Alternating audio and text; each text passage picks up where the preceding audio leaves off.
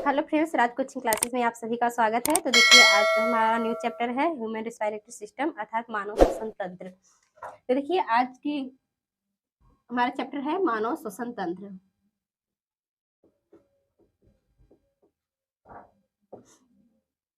सबसे पहले हम जानेंगे मानव श्वसन तंत्र किसे कहते हैं। देखिए, जो श्वसन होता है अर्थात जो ऑक्सीजन होती है वो मनुष्य के लिए बहुत ही ज्यादा लाभदायक होती है। तो देखिए, सबसे पहले हम इसका डिफिनीशन अर्थात इसकी परिभाषा को समझेंगे। देखिए, जो परिभाषा होती है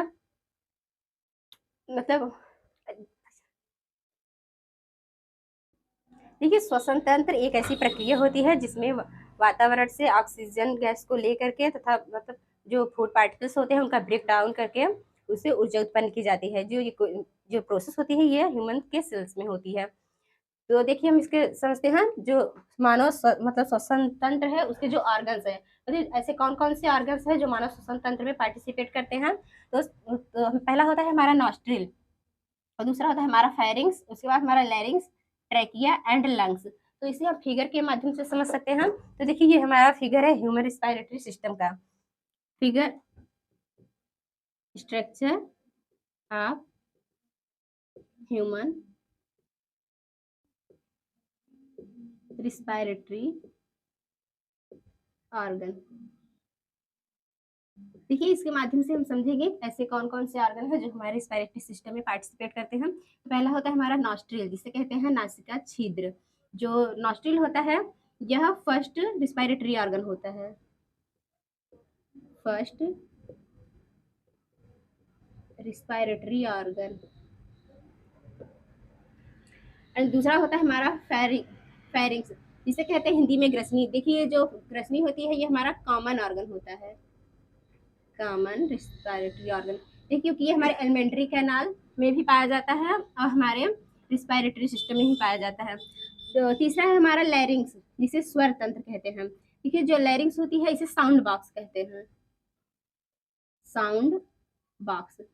देखिए, जो लैरिंग्स होती है साउंड बॉक्स इसलिए कहते हैं क्योंकि जो मनुष्य के बॉडी में जो साउंड का उत्सर्जन होता है वह इसी के माध्यम से ही होता है, इसलिए इसे साउंड बॉक्स कहते हैं। देखिए, हमारा अगला आगे जो है वो होता है ट्रैकिया, जिसे श्वास नली कहते हैं। देखिए, जो ट्रैकिया होती है इसे श्वास नली कहते हैं।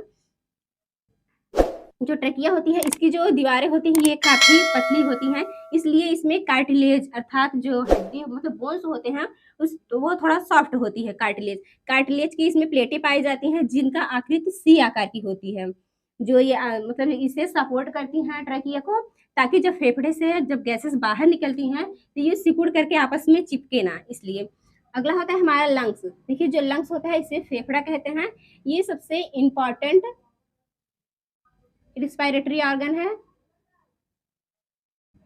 जो ये पेयर में पाया जाता है, ये पेयर में पाया जाता है। इसका जो आकृति होती है वह शंक्वाकार होता है, शंक्वाकार तथा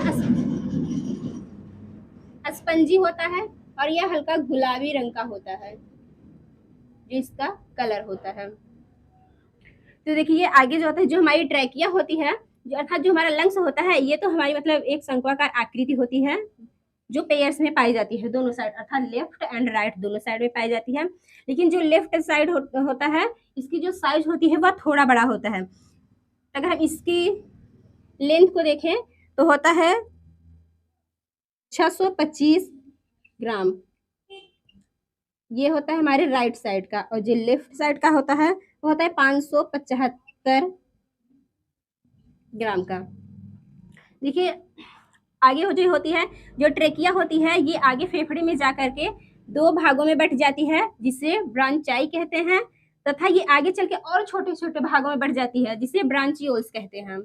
और जो ब्रांचियोल्स होती है उसके जो लास्ट पार्ट होता है ये छोटे छोटे गुम्मद के आकार के पाए जाते हैं जिसे एल्वोलाई कहते हैं, एल्वोलाई कहते हैं। तो देखिए, ये हुआ हमारा फिगर। इसके बाद हम समझते हैं यहाँ पर। देखिए, जो फेरिंग्स होता है इसकी जो लंबाई होती है 12 से 14 सेंटीमीटर होती है, और जो लैरिंग्स होती है इसकी 4.2 सेंटीमीटर लेंथ होती है। है, और जो ट्रैकिया होता है यह होता है 11 सेंटीमीटर लेंथ। तो देखिए अब तक हमने पढ़ा ह्यूमन रिस्पायरेटरी ऑर्गन, ऐसे कौन कौन से ऑर्गन हैं जो हमारे रिस्पायरेटरी सिस्टम में पार्टिसिपेट करते हैं। तो वह हमारा nostril, pharynx, लैरिंग्स, trachea and lungs है। जो लंग्स होता है ये सबसे इंपॉर्टेंट रिस्पायरेटरी ऑर्गन है, इंपॉर्टेंट रिस्पायरेटरी ऑर्गन। तो इसके बाद हम पढ़ेंगे प्रोसेस ऑफ रिस्पायरेशन, अर्थात जो श्वसन की प्रक्रिया होती है वह कैसे होती है। तो इस सबसे पहले होता है बाह्य श्वसन, जिसे कहते हैं एक्सटर्नल रिस्पायरेशन। बाह्य श्वसन, एक्सटर्नल रिस्पायरेशन। देखिए बाह्य श्वसन के अंतर्गत श्वासोच्छ्वास अर्थात ब्रीथिंग आती है। जो देखिए जो बाह्य श्वसन होता है वह जो होता है केवल वायुमंडल से मतलब गैसेस को फेफड़े तक ले जाने का कार्य होता है। तो इसके अंतर्गत दो दो मतलब प्रक्रियाएं होती हैं। पहला होता है श्वासोच्छ्वास अर्थात ब्रीथिंग।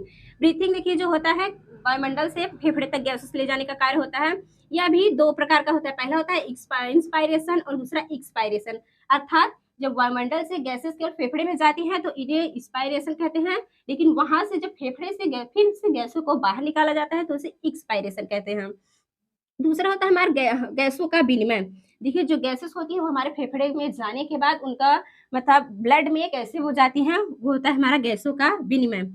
तो दूसरा है हमारा गैसों का परिवहन अर्थात ट्रांसपोर्टेशन ऑफ गैसेस। देखिए जो गैसेस होती हैं वो हमारे ब्लड में जाने के बाद हमारे सेल्स तक कैसे जाती हैं, इसका अध्ययन ट्रांसपोर्टेशन ऑफ गैसेस के अंतर्गत किया जाता है। तो इसमें दो प्रकार की गैसों का ट्रांसपोर्टेशन देखा जाता है। पहला होता है O2 अर्थात ऑक्सीजन का ट्रांसपोर्टेशन तथा CO2 का ट्रांसपोर्टेशन। अर्थात जब O2 जो गैसेस होती हैं हमारे ब्लड के द्वारा हमारे सेल्स में कैसे जाती हैं तथा उनकी मतलब फूड पार्टिकल के ऑक्सीकरण के बाद जो मतलब कार्बन डाइऑक्साइड निकलता है अपशिष्ट पदार्थ के रूप में, इसका ट्रांसपोर्टेशन कैसे होता है। तो तीसरा होता है हमारा आंतरिक श्वसन, मतलब गैसों के सेल्स के जाने के बाद उनका मतलब आंतरिक श्वसन कैसे होता है, वो होता है इंटरनल रिस्पायरेशन के अंतर्गत देखा जाएगा। जिसमें सबसे पहले होगा ऑक्सी हीमोग्लोबिन का विघटन, ऑक्सी हीमोग्लोबिन का विघटन, तथा दूसरा होगा खाद्य पदार्थों का ऑक्सीकरण। अर्थात जो फूड पार्टिकल्स होते हैं, सिंपल फूड पार्टिकल्स, उनका कैसे ऑक्सीकरण मतलब उन्हें छोटे छोटे टुकड़ों में तोड़ा जाता है तथा उसमें से एनर्जी कैसे रिमूव की जाती है। तो ये भी दो प्रकार का होता है, अनाक्सी श्वसन, अनाक्सी श्वसन, इसमें ऑक्सीजन अपसेंट होता है, एंड जो दूसरा लास्ट होता है ऑक्सी श्वसन, इसमें O2 प्रेजेंट होता है। तो अब हम देखेंगे सबसे पहले मतलब बाह्य श्वसन कैसे होता है।